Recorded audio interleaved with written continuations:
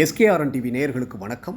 நாம் இன்னைக்கு திரை விமர்சனத்தில் லெக் பீஸ் திரைப்படத்தின் திரை விமர்சனத்தை பற்றி தான் பார்க்க போகிறோம்.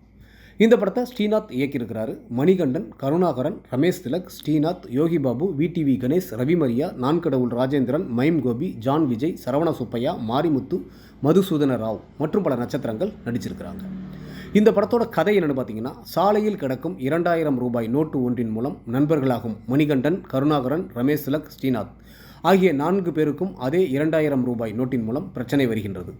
அந்த பிரச்சனையில் இருந்து அவர்கள் தப்பித்தார்களா இல்லையா என்பதை நகைச்சுவையாக சொல்லியிருப்பதே இந்த படத்தின் மீத கதை. குயில் என்ற கதாபாத்திரத்தில் சௌரி முடி வியாபாரம் செய்பவராக நடித்திருக்கும் மணிகண்டன், கிளி ஜோதிடராக நடித்திருக்கும் கருணாகரன், பேய் விரட்டுபவராக நடித்திருக்கும் ஸ்ரீநாத், பலகுரல் கலைஞனாக நடித்திருக்கும் ரமேஷ் திலக் என 4 பேரும் வறுமையின் நிறம் சிவப்பு படத்தின் கதாபாத்திரங்கள் போல் பசியோடு சுற்றினாலும் ரசிகர்களை வயிறு வலிக்க சிரிக்க வைத்திருக்கிறார்கள்.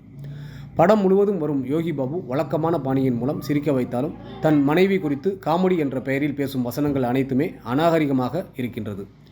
VTV Ganesh, Ravi Mariya, Naan Kadavul Rajendran, mime Gopi, John Vijay, Saravana Subbaiah, Marimuthu, Madhusudhana Rao என படத்தில் நடித்திருக்கும் அனைவரும் தங்களது அனுபவமான நடிப்பு மூலம் படத்தை தாங்கி பிடித்திருக்கிறார்கள். ஒளிப்பதிவாளர் மாசாணியின் கேமரா காட்சிகளை கலர்ஃபுல்லாக படமாக்கியிருக்கின்றது. இசை அமைப்பாளர் பிஜோர்ன் சுர்ராவின் இசையில் பாடல்களும் பின்னணி இசையும் கமர்ஷியல் அம்சங்களோடு பயணித்து படத்திற்கு பலம் சேர்த்திருக்கின்றது.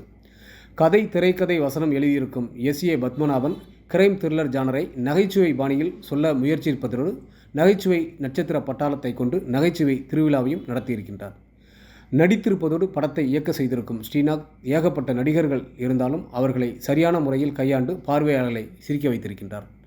படத்தின் முதல் பாதியில் வேகம் சற்று குறைவாக இருந்தாலும் 2ஆம் பாதி படம் விறுவிறுப்பாக பயணிப்பதோடு பார்வையாளர்களை வாய்விட்டு சிரிக்க வைத்து மகிழ்விக்கின்றது. இயக்குனருக்கு பாராட்டுக்கள். ஒட்டுமொத்த படக்குழுவினருக்கும் எஸ்கேஆர்என் டிவி சார்பாக வாழ்த்துக்கள்.